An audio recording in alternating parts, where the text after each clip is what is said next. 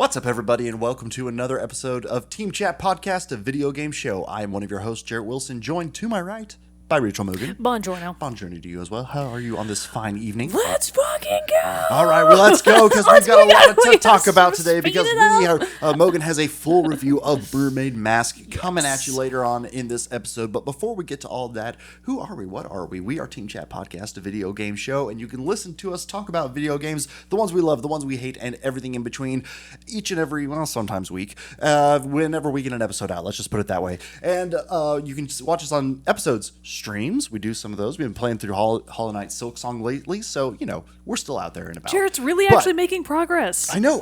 It took me an hour and a half, but I beat the boss. What was her name? Sister Splinter. Yeah, Sister Splinter. So I beat her. I beat Sister Splinter. And he beat her on his own. I did. He did it all by himself, but it's a lot of guidance from you. Yeah. So because you had to, we finally changed it up. The one thing, change up the weapons, and then do it in one try. As it turns out, it was easy actually. Whoops-a-doodles. But that's me so much. Anyway, it's a tangent, and I'm not going on there because we have a lot to talk about today. And so you can listen to episodes on the podcast over on podcast services around the World Wide Web, such as Amazon Music, Spotify, Apple Music, and others. You can also watch a video version over on our YouTube channel. You can find us on social media at Facebook, Instagram, and Threads, but we're not super active on there anymore. But where we're really active is over on our Discord server. So join us over there with the link below in the description, where you'll also see a link to our Patreon, where it's for as little as $1 a month. You can support the show, just like Allison H, Fuchsia, Ark, Brandon W, Bro Mogan, Ace Jokai, Erica L, Michael B, Michael S, Snooty Boots, and Zach S have done. And in return, you'll get cool perks like getting the episodes early before their general weekly release, and access to a private channel on the Discord server, the Rogues Gallery. And but if you can't do that, that's no big deal at all. We totally understand. There are a lot of free ways to support the show, such as telling your friends, writing us a review wherever you're listening to or watching the show, as well as being sure to hit that like and subscribe button. But to each and every one of our viewers, listeners, and patrons alike, we are eternally grateful and thankful for you being here and supporting the show. Heart emoji. XOXO smooches. So before we get into the main topic of the day, let's get a little bit of news and what's coming out soon in our Moment with Mogan. Let's get the second show on the road. Not a lot of news to talk about right now, thank God. Yes. But in August, we do have a number of games coming out. So we've got Beast of Reincarnation for PlayStation 5, Xbox Series X and S, and PC on August 4th. This is the one. Why does this one sound really familiar? It does sound really familiar. I feel like this is one that we were actually kind of maybe a little interested in, or maybe people on our Discord are interested in this game. I'm going to have to look it up after. Yeah. Because anyways, it does look real. Is that what the picture is at the top of this? No. Is it? Ooh, it is. Oh, wait, it is. Ooh, it's a samurai game with a big giant wolf. Yeah, I'm into this. That's the one. Okay. Anyways, Yep, we're kind of interested in that. Big Walk is coming to PlayStation 5, Switch 2, and PC on the 4th as well. Then on the 5th, I'll have to actually confirm if this is true. I assume it is, but is Fields of Mystria finally coming out of early access to PC? Maybe so. Because Fields of Mystria has been on my list for a long, long time as a game I would love to play, but I don't want to play it on PC. But it getting out of early access is the first step on the road to it eventually being for consoles. Hell yeah. So anyways, that's maybe getting a full release on PC on August 5th. Gunstoppable is coming out to Xbox Series X and S and PC on the 5th as well. Excellent name. What a great name for a game. Cappy Castaway, which I hope and pray is about a capybara. The way that they've spelled it, because it's C-A-P-Y, Cappy Castaway. Not two-piece, so not like a hat. I bet that's probably really cute. Anyways, that's coming to PC on the 6th. We've got Lies of P Complete Edition coming to the Switch 2 on the 6th as well. Then, also on August 6th, it's going to be an eventful Thursday. We've got Marvel Tokon Fighting Souls for PlayStation 5 and PC. I know a number of people on our Discord have been playing the open beta that just happened last weekend. Got some mixed input on it from people across the board, but it seems like it's going to be pretty promising. Nice. We've got Pigeon, a love story. Somehow I feel like you're going to want to play that. It sounds right up my alley. That's for PC, iOS, and Android. We've also got Restory for PC, Sovereign Tower for PC, Twirl, which is all capital letters with periods in between, for PC on the 10th, Agent 64 Spies Never Die for PC on the 11th, Echoes of Mistralia is in early access on PC on the 11th as well, Ledgerbound on PC on the 11th, Sente for PC on the 11th. Very PC-heavy list right now. And then a couple of other things that I don't think we need to spend a lot of time on. So we can just sort of skip over all of that. A lot of stuff coming out as we gear up for one of the biggest release months ever with September. So I was about to say, August, save your shekels. It's so sad because I'm looking at this list, and sure, there's some interesting sounding games on here, but August, from my perspective, looks pretty light. Ooh, Mortal so Shell it's 2, like, that one has kind of been like catching my eye a little it's bit. like, But yeah, guys, still, I know why what you didn't mean. why didn't anyone push back to August? Somebody Spread it out a little bit Spread it here. out a little There's bit, so guys. much. Like Avatar Legends, the fighting game, that Yeah. should be coming out in August because then they wouldn't have. Well, they would still have to compete with Marvel Marvel Toe Tokon. consoles. But honestly, the two of them could go head to head pretty easily, I think, and still both be fairly successful. They each have huge fan bases, so I don't see that Yeah. being a problem. Anyways, so September's going to be just a trial and tribulation for everybody. Meanwhile, August is a desert.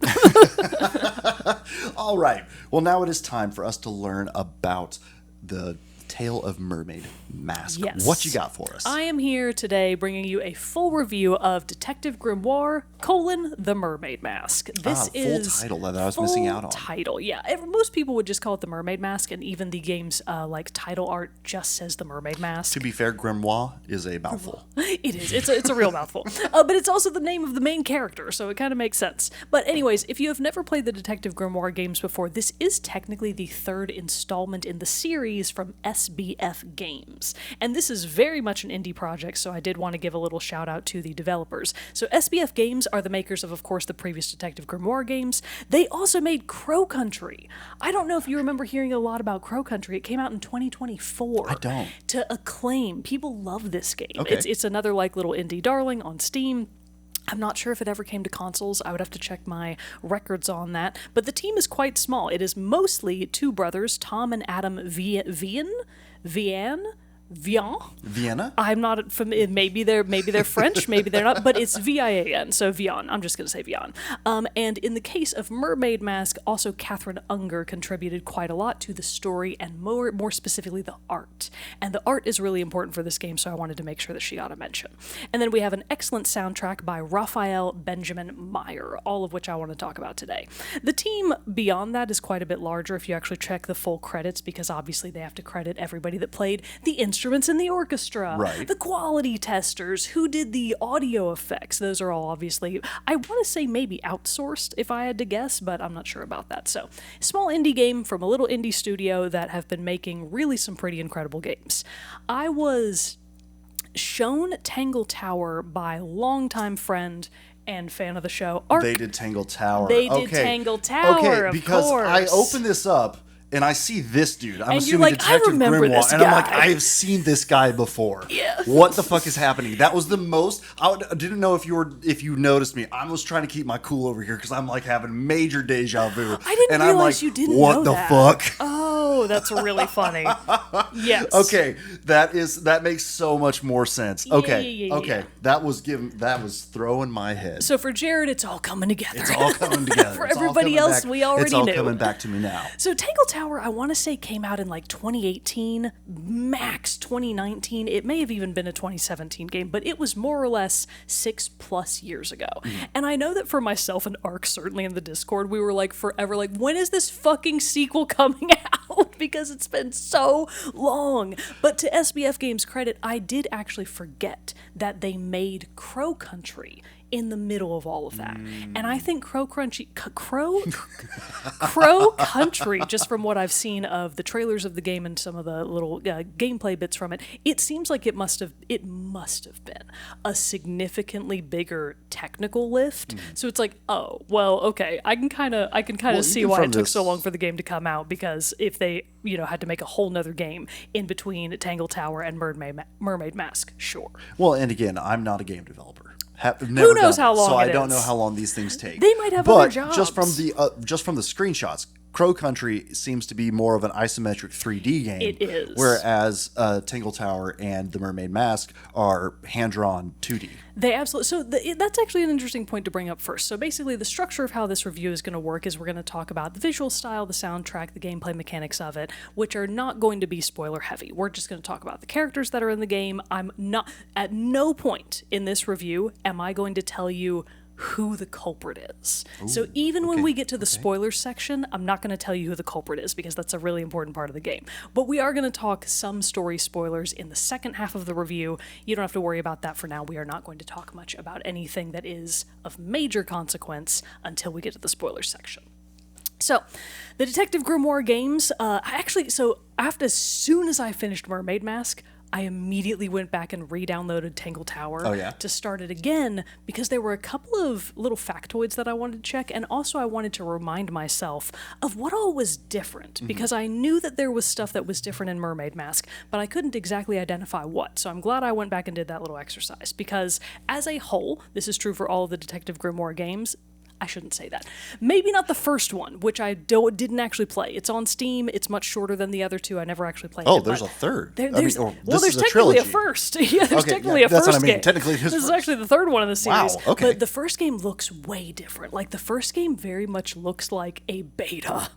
And then they did Tangle Tower, and then they did Mermaid Mask, where they really, hammered out the visual appeal of the game. That's why Detective Grimoire looked so very familiar. Yes. I bet if you had seen his character art from the very first game, you probably wouldn't have recognized it. Yeah, probably not. He may have looked vaguely familiar. Sally, oh my god, her art from the first game, I'll say it, is bad.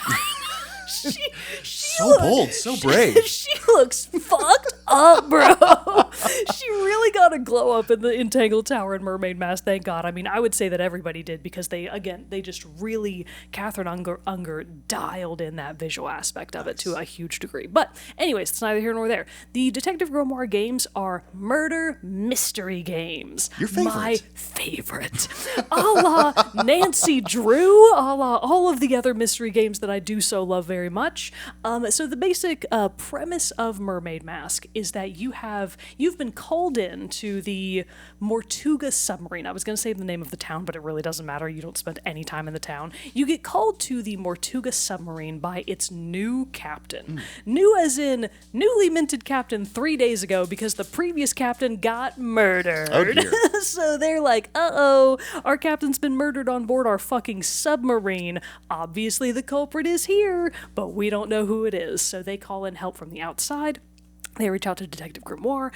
The current captain of the Mortuga submarine sends them a case file. She gives them a little breakdown of what's going on. So you have to go to this little town, Silkworm-on-Sea, and then actually find the submarine, which is a whole different little trial in and of itself because it's very, very well hidden. Once you get on board the submarine, your task is to explore. It's an exploration visual novel type game, so there's not going to be a lot of action per se. It's very much like point and click style. So you go throughout the submarine traveling from room to room, investigating, my favorite thing to do in a murder mystery game. Because first of all, the environments in Mermaid Mask, and this was also true for Tangle Tower, but I feel like they just really optimized on it in Mermaid Mask. The hand-drawn, hand-painted backgrounds You love to see are so beautiful. The colors in this game are so vibrant and striking. Every room in the submarine has its own visual identity that is also linked to the identity of the room's occupant. Because it's a submarine, it's a very utilitarian craft. They don't just have random rooms laying around, except for that one storage room, which is pretty important, but all of the other rooms are taken. So every room has its own very unique visual identity, and also along with that visual identity comes its own soundtrack. Each room. It's not only each room, there's actually more to it than that. So I don't remember if this was the case for Tangle Tower. I would have to go back and check.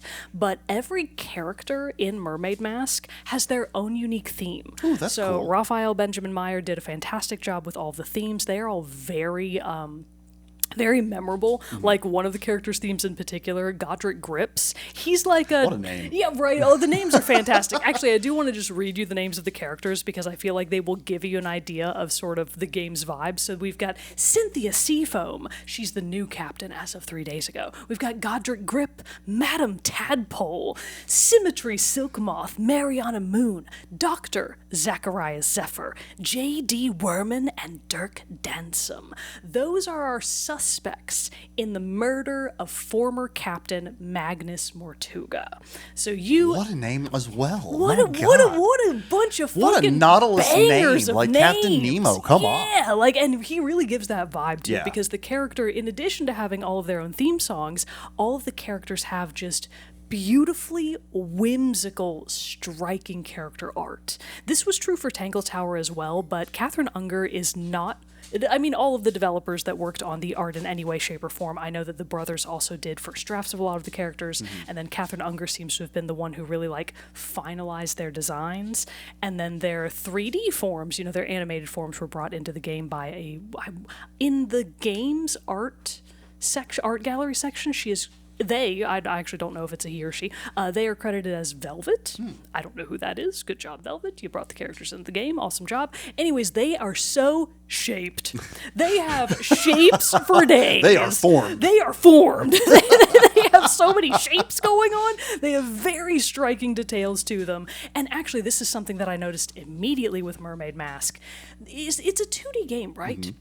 But every time you get into a conversation with another character, those scenes, like the character talking on one side of the screen and then the dialogue box on the other, those character animations are fully animated. Like, it's not just a static character. Nice. They're moving and talking. Their mouth moves with what they're saying. So if you're not skipping through the dialogue, you are listening to fully voiced, animated character conversations. I like that. And they are done so well. I'm not going to list off all of the voice actors for the game because I feel like that would be a little bit of overkill, but I do want to say that Detective Grimoire is voiced by Edwin Tong, and Sally Spears, his... sidekick. His sidekick indeed, assistant, if you will, is voiced by Amber Lee Connors. Cool. They are the two primary characters. You know, obviously you get a ton of conversation from the others as well, but they're the two that really kind of matter. I mean, that honestly really is a standout thing, having the animated talking and you know, is it still like where it has the text boxes and you like pick the dialogue option or whatever if it has that?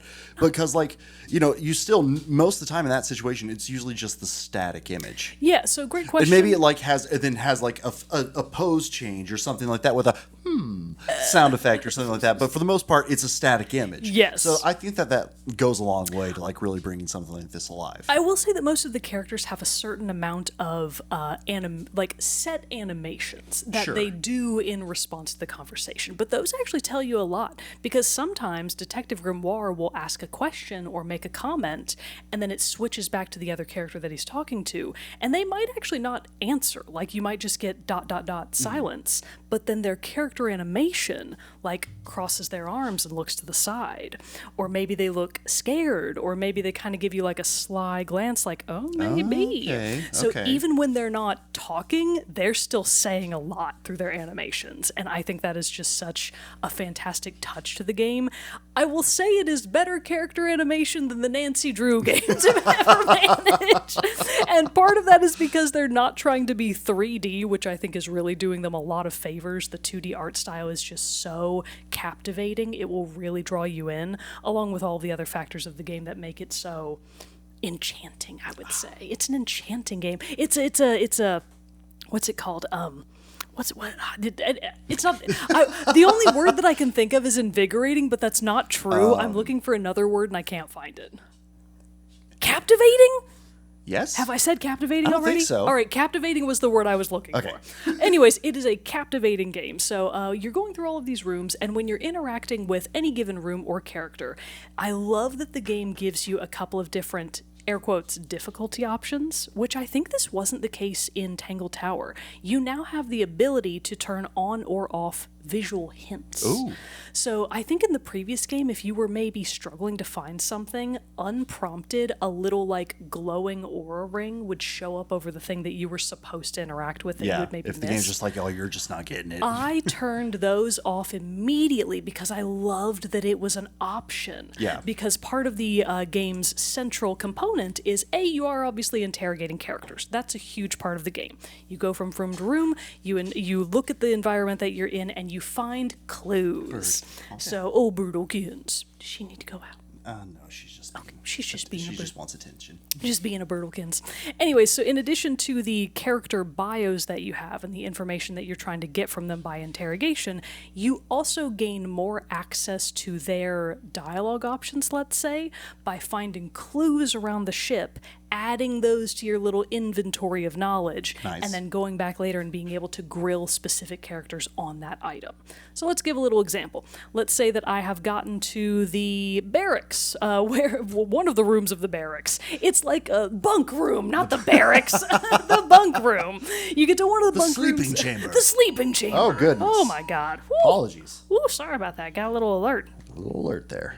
Anyways, you get to one of the bunk rooms, and inside you find two so shaped characters. You find J.D. Worman on one side, and like as his name Worman would imply, he's a little hunched, spindly man. He's balding. He's got little spectacles on, and he's typing at his typewriter the whole time because he is a very successful author. He wrote a book that really On took a military off. submarine? It's not a military submarine. Oh, it's just a submarine. It's very importantly not a military submarine. Oh, okay. It's Yeah. just one for travel and tourism. It is. Well, we'll see. We'll talk about that in the spoiler section. Maybe. Anyway, so Worman is on the submarine because he needs like alone time to write the sequel to his book. Okay. That's what you know about J.D. Worman. On the bunk across from him is his bunkmate and I want to say like unwilling friend, or like Worman doesn't really want to be friends with him, but we've got Dirk Dansom on the other side, and he is the size and shape of Thor. What's his name? Chris Hemsworth at his absolute biggest. Huge, broad, brawny shoulders, teeny tiny little waist, big flipped back hair with a little pompadour. And he is an actor that plays the main character in the movie adaptation of the book that J.D. Worman wrote. So they already have a little connection going on there. So on top of talking to both of them, you take your time going to both of them, you want to get a few pieces of information from every character. You want to get their introduction. You ask them about themselves, about their background. You ask them about the night of the murder, so they will give you a full breakdown of where they were, who they saw, at what point did they know a murder had happened, what did they do after that. Right. That's a very important part of the story. You want to see where there are conflicts, see where things are maybe happening behind the scenes. Okay. And then, once you have asked them about everything else that you find throughout the game in the form of clues, you can then go to each character and do their suspicion, which is like the official interrogation process, whereby Grimoire and Sally really grill them on every possible theory that they've got. And ultimately, you can't fail it. I'll tell you this much. You cannot fail in an interrogation. You can't really fail at the game at all. Like, this isn't the kind of detective story where you can get a bad outcome. You're going to get the outcome that the game has already planned for you. It is a very tightly well done story, and you are working towards the satisfying conclusion of that story. But the process of getting clues is a long one. As you're going back to characters and asking them about new pieces of information you found, you ideally wind up asking every character about every single clue. Oh, shit. The reason that you do that is because there are specific events that you have to trigger by doing specific things. So let's say that I've been talking to Dr. Zephyr, and I know that he's a little suspicious because somebody else's story implies that he may have had an item that was actually really important in the murder of Magnus Mortuga. Murder of Magnus Mortuga is like So many tongue twisters in this. perilous sentence to say. So you want to go back to Dr. Zephyr and figure out how to grill him about this specific thing, but nothing new is triggering. That's because you haven't found something else yet. So you really have to make sure that you kind of, I'm going to say go through the motions, and that makes it sound boring, but that's not the case. But you have to go through the motions of making sure that you have gotten all of the clues that you need, Right. which may not be all of them. So let's say that I have already gotten, theoretically, all of the information and clues that I need to activate a character's suspicion segment. So you will always know when you are ready to interrogate somebody, because thankfully the game will tell you, basically as soon as you've got everything you need, a little pop-up, like after a given conversation is done, a little pop-up will show up with either Detective Grimoire or Sally's face, and they will say something to the extent of, something about Dr. Zephyr doesn't seem right. Maybe we should go back and talk to him. Okay, honestly, that's a great feature. It's a great feature, and I also love that it then gives you the choice of it'll pop up on screen. Do you want to go talk to him right now, or do you want to wait? I actually love that it gives you that choice because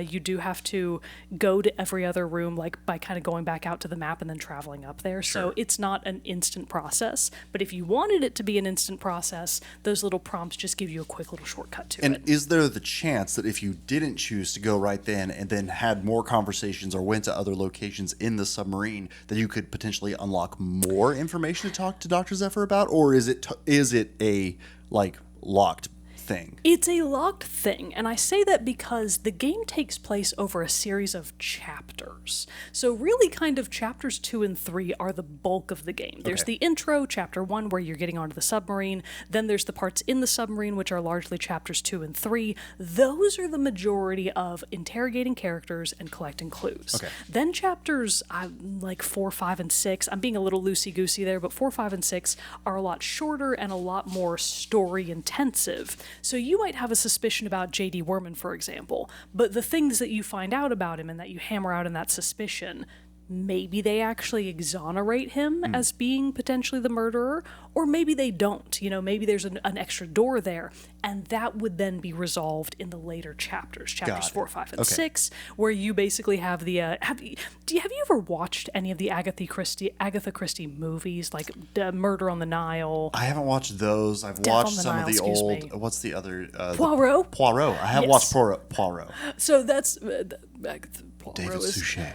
Poirot is an invention of Agatha Christie. Okay, I assume that I feel like I remember them being in the same universe. Anyways, what you might remember from those movies is that at some point Poirot always does his grand reveal where he gathers all of the suspects into one room and talks them through the final report. That's exactly how the Mermaid Mask, how the Detective Grimoire games end. So at some point you are going to get to a point in the game where all of the suspects are in one room and you basically reveal to them what you have learned, and that is where you unmask the culprit. Got it. So the suspicions, you do have to iron those out before that, of course, but they might ultimately not actually impact who's the culprit. That's always going to be a set in stone thing. All right, so we've covered obtaining clues, we've covered the soundtrack, the excellent character shapes, we really haven't covered actually a very important part of it, which is, so this is something that's different from Tangle Tower. And I had to go back and find this, I had to go back and review because I wasn't sure if this was the case. A dramatically different thing that they did in Mermaid Mask, as opposed to Tangle Tower, is the introduction of 3D clues. Ooh. What that means is, in the previous game, in Tangle Tower, when you got a clue, it would just pull up your inventory. You would say a flat image of the clue that you got, and then a little description on the side with important details about it. Sometimes that would be something really important. Other times it would just be like, it's a flower. It's like, great, cool. I love that for me, thanks. But in Mermaid Mask, the 3D element makes it to where you can actually move everything around. And rotate it. You and can rotate. Find you can, the hidden clue in the clue. Exactly. Nice. So let's say, so at the very beginning of the game, this is not really a spoiler because it's super early on, but at the very beginning of the game, even like in the intro, I would say, Sally has J.D. Worman's book. So she's actually reading it on the way to the submarine. And the book becomes one of the first clues in your inventory. And if you go to your inventory and you inspect the book, you can actually open it. This was not something that you could do in the previous games. That's cool. So you can open it, you can flip through the pages, you can either read them directly on the book itself, which would be quite challenging, or it obviously has the text excerpted out to the side. And a lot of the stuff in that book might actually be super important, because maybe there's the title. What's the style of the title? Is the typesetting important? It is. Typesetting is important. Sorry, that was a little bit of a spoiler. That was a little small spoiler. Sorry about that one. Does it matter who wrote it? Yes, it's J.D. Worman. Okay, what is the author's bio like in the book?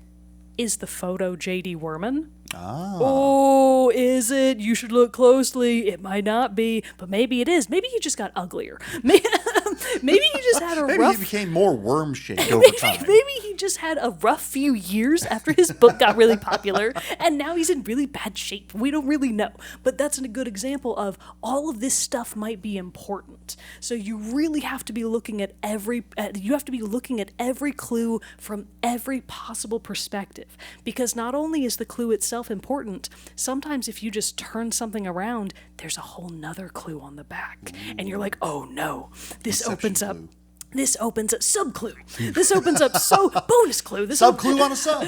This opens up so many new facets of interrogation. Yeah. And a lot of that stuff winds up being really important in the end game. So the 3D element to the clues is such a huge upgrade. Yeah. I'm like, oh my God, this is like the defining factor of this game. Literal It's game fantastic. changer. It's a literal game changer. It really is. So it makes the clues feel much more tactile, especially because this is actually the rare game that I played exclusively in Switch handheld mode. Oh, okay. I almost never do that. But this is a small complaint, and this is a good segue for that.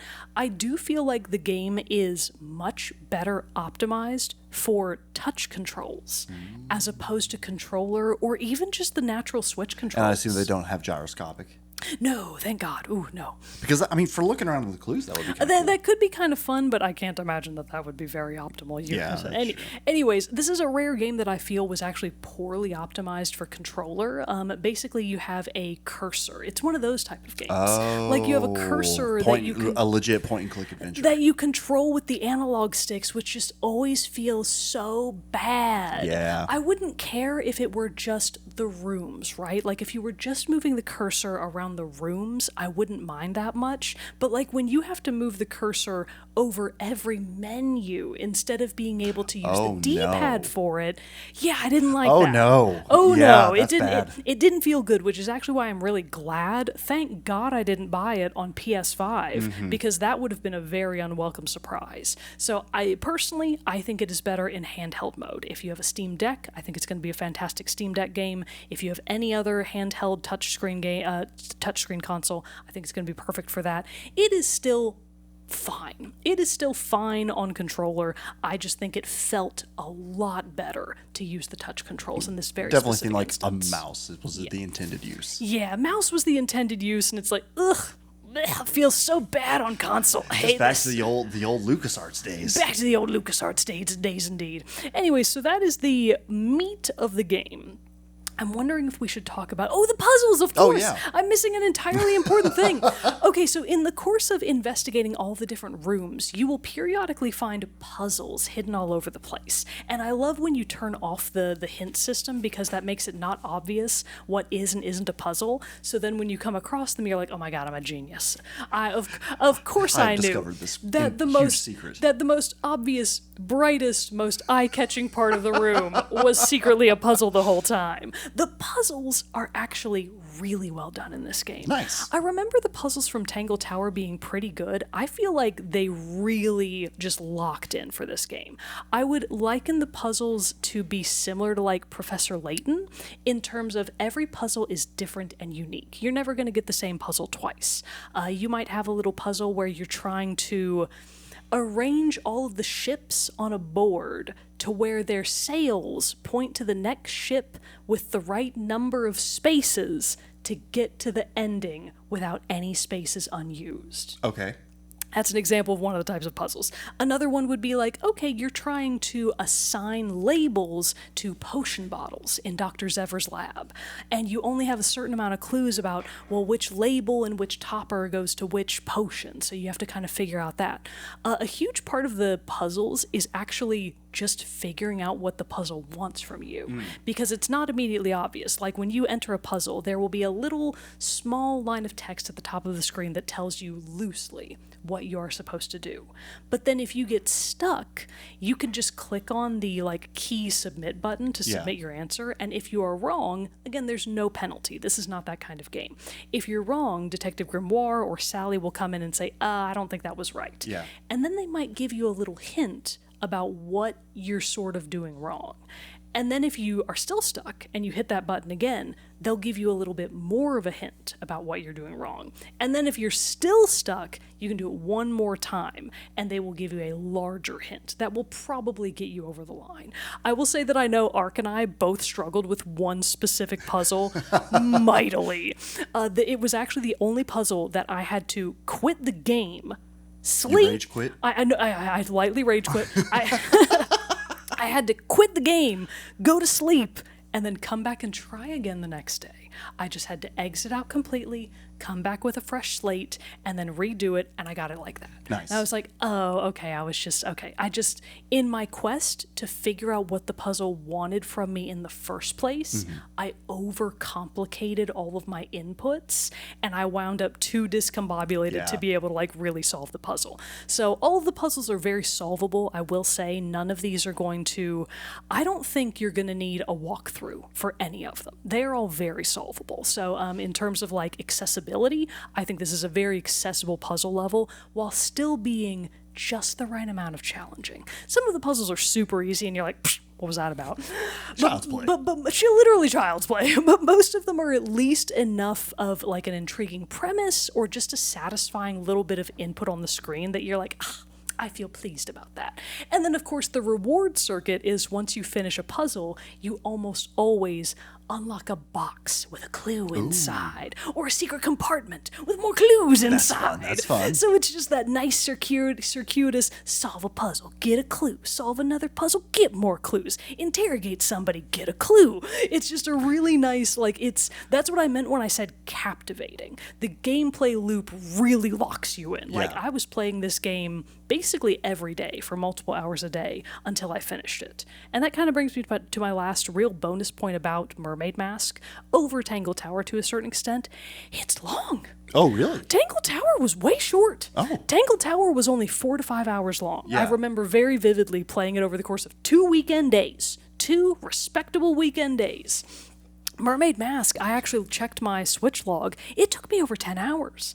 And I know that the vast majority of that time was not idle time. Yeah. I wasn't That makes sense from everything you've described with having to go and find the 50, 60 some odd clues throughout the game for all the people. Not each, but like in total. And then going through, especially, even with the control style, with the point and click, that takes a little bit more time to move around the screen and everything. So that makes sense. And especially Tingle Tower did well, right? Oh yeah, Tangle Tower did quite well. So I feel like they've got the increased budget and everything to make it a more fleshed out game, and that's cool to see that they did. I think Crow Country probably also contributed to that, because I too. think the reception around that game was really very good. So anyways, SBF Games, they're just fucking knocking it out of the park recently.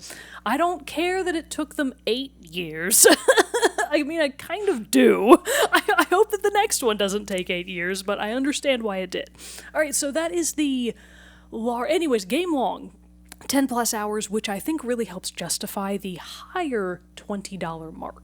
Okay. So the game is more expensive than the previous games. Obviously, you could wait for it to go on sale, but honestly, I'm happy to pay full price because I feel like it is such a well-done game. It is so artistic. No AI art, obviously. They would never.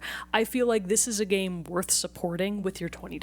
Well, and also at this time with the big AAA studios, Sony, PlayStation, and Xbox shitting the bed, let's support those indie artists wherever we can. Let's support all the indies we possibly can.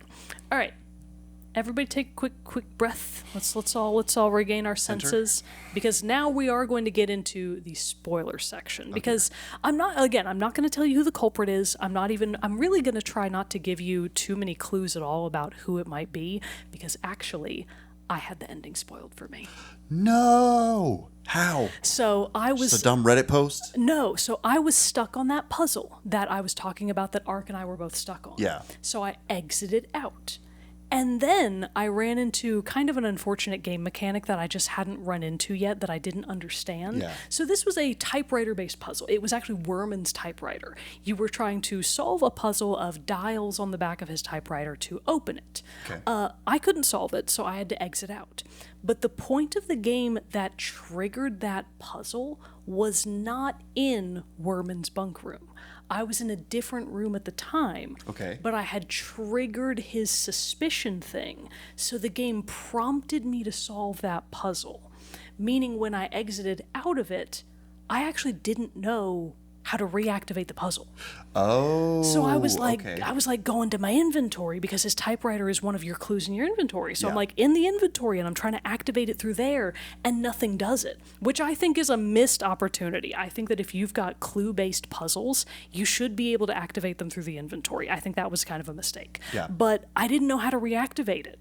So I'm just sitting there like, I truly don't know what to do, because at no point in the bunk room with Werman and Dansum, I had never clicked on his typewriter.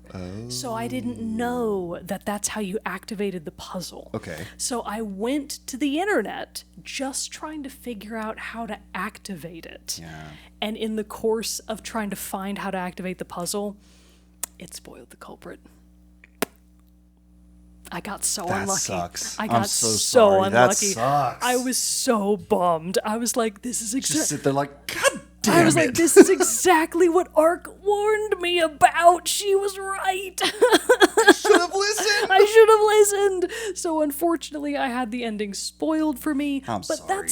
that's honestly kind of a light way to say it, because it only spoiled who the culprit was. Okay. It did not spoil the ending. Oh, that's nice, at Which least. had a lot more layers to it than just who done it, right? All right, so let's actually talk about the murder itself. So this is where we're going to get into full story and spoiler territory. So if you don't want to hear any of this, game good, go buy it, worth the $20. Play it in touchscreen mode ideally. I think it's better that way. If the game ever does come to mobile, which I feel like it should, I think it would be a phenomenal mobile game. Oh, yeah, that makes sense.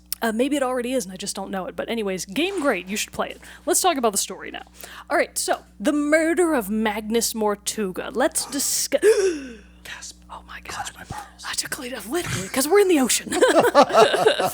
Anyway, so the whole case of Magnus Mortuga is based around the fact that he was discovered. His body was discovered in a locked storage room on the Mortuga submarine.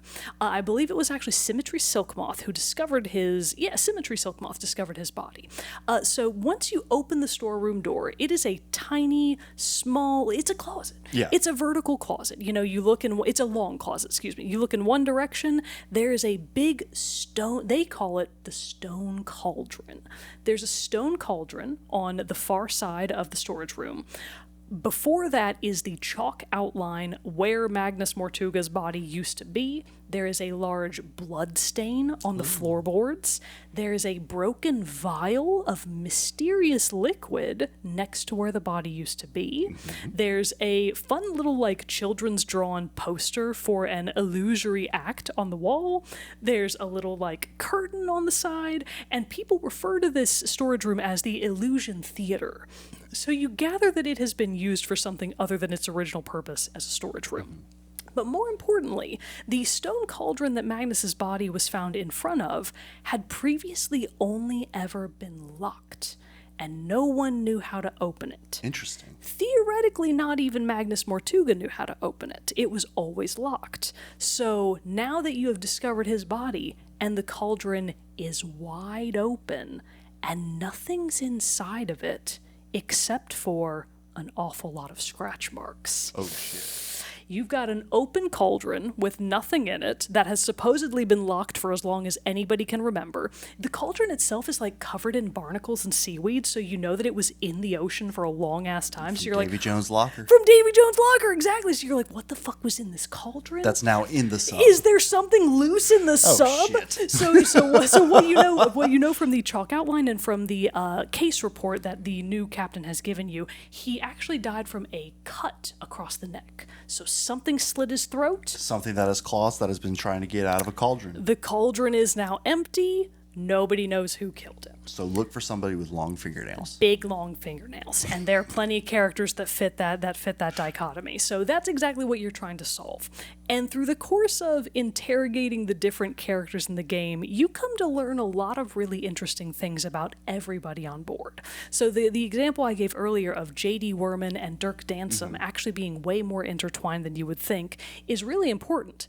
Because a little thing that I left out is that J.D. Werman's book that he wrote that got super popular, that got made into a movie, J.D. Werman is from the same small town as Magnus Mortuga, Silkworm on Sea. Oh. Magnus Mortuga is a really fascinating guy. Okay. It kind of seems like Curse of the Helmsman, his famous book that he wrote. Main character seems an awful lot like Magnus Mortuga. It's a little bit like the OJ's If I Did It. It's a little on the nose. So you're like, oh, okay, so J.D. Werman wrote a book loosely based on the life of Magnus Mortuga, and then Dirk Dansom played that character in the movie. Okay. And now they're kind of all wrapped up in, well, okay, do we want the next book to succeed? Is that actually what J.D. Werman wants? Is that what Dirk Dansom wants because it could make him a famous movie star? Right. As it turns out, like, that's all really more complicated than it seems. And then you've got Symmetry Silkmoth and Dr. Zephyr, who are way more, like, interesting characters than you think.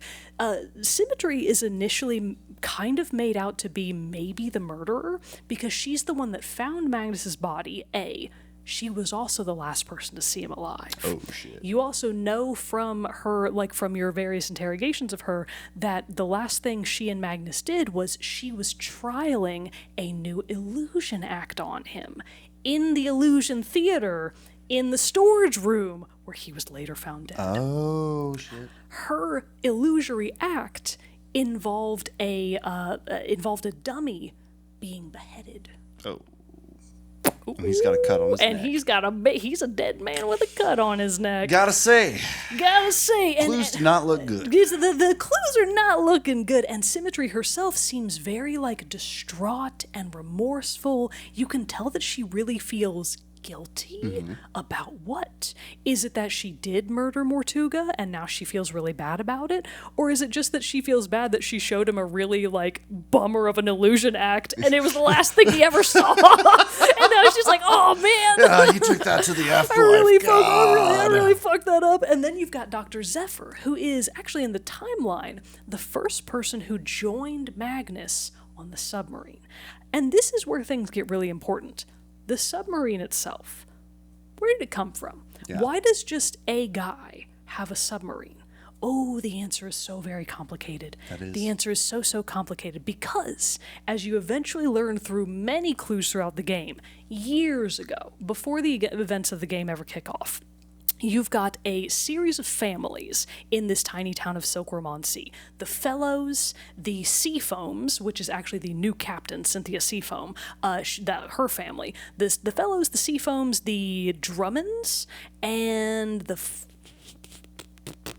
Godric. Godric lived in the town, and Godric Grip. They all lived in the town a long time ago, and you find a newspaper article that shows on the very back of it Cynthia's mother and Felicia Stonetop, Magnus's former captain, who we could easily gather he clearly, like, had it down. He was down. Yeah. He was down bad for Felicia. So Felicia Stonetop and Cynthia's mother found, like, 10 plus years ago an eyeless injured sea serpent in the ocean and, like, brought it out onto land to, like, help it recover in tanks. Okay. And then at some point, Felicia and Magnus Mortuga went back out onto the sea in their regular sailing ship to do something. You don't really know what they were doing. You don't know.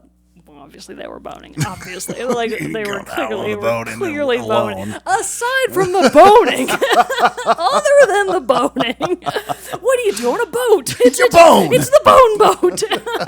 Anyways, other than the boning, what were they doing? You know that they were looking for something because you find, like, a very creepy treasure map that seems to lead to nothing, and you can't figure out how the coordinates work. You know that they were.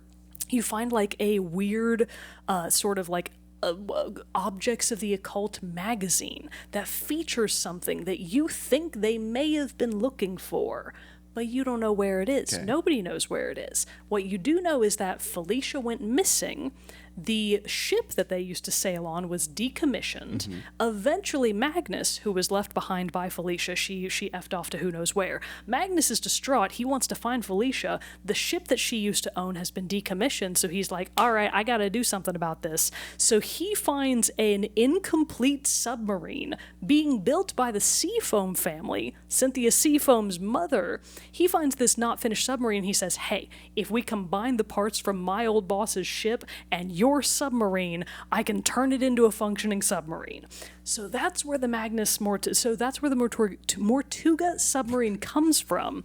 It is all an effort by Magnus to find something. Interesting. You're pretty sure he's looking for Felicia. Right. But he might not be. You're not really 100% sure Looking about for that. other secrets of the sea. He might be looking for other secrets of the sea. So wrapped up in all of this, of course, is his murder. So you're trying to figure out, like, okay, whoa, there's a lot more history behind all of these characters than I previously thought. How do these all wrap up into Magnus Mortuga? And what is the Mermaid Mask?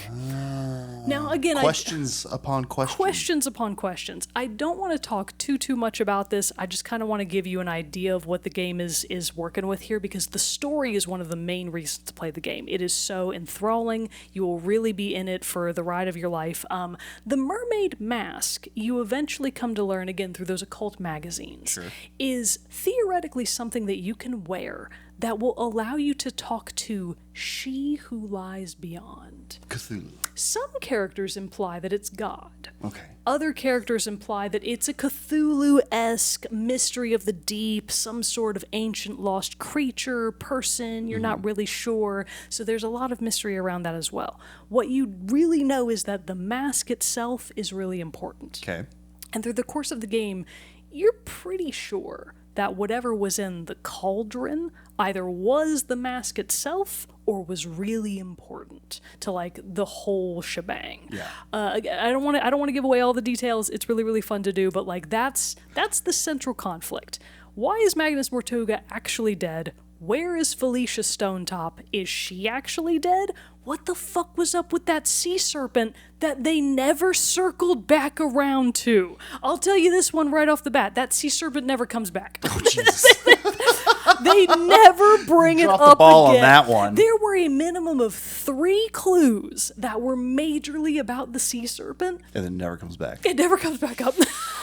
God damn it. So I actually, again, this ties back to Tangle Tower. Okay. Because Felicia Stonetop is the descendant of someone that was on the family tree in Tangle Tower. Oh. She's directly related cool. to the family from Tangle Tower. That's a fun connection other than just the main character. It's a fun connection, and it leads you to wonder, okay, we know that she disappeared. She might also actually be dead by now, but she disappeared before that. Did she go home? Did she go back to Tangle Tower? Did she take the sea serpent with her? These are the things Like, that is this I'm going to lead wondering. into the 4th game? Exactly. Yeah. That's exactly where I'm going with this. So I'm like, okay, Interesting. I feel like Okay. I'm like conspiracy braining You're over like here. Pepe Sylvia, like I that meme really of am. Charlie Day. I'm like, oh my god, it's all coming together.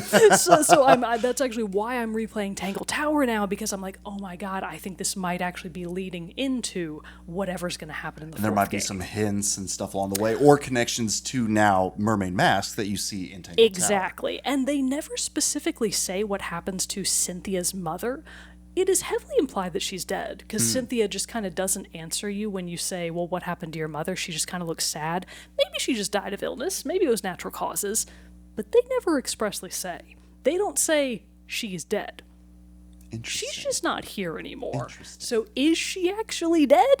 Or did her and Felicia make a grand escape, maybe with the sea serpent, to somewhere else that's going to be in the 4th game? So that's kind of honestly what I'm banking on That's right cool. now. I feel like that's going to be where the 4th game goes. If it doesn't, I will be so sad. I will be so sad. Anyways, that's mostly what I wanted to talk about with Mermaid Mask. I'm trying not to give too much away while also wetting your palate so that you feel very inclined to go play it. I think it's a fantastic game, well worth the money. That's my Mermaid Mask review. Sorry, it was a little all over the place.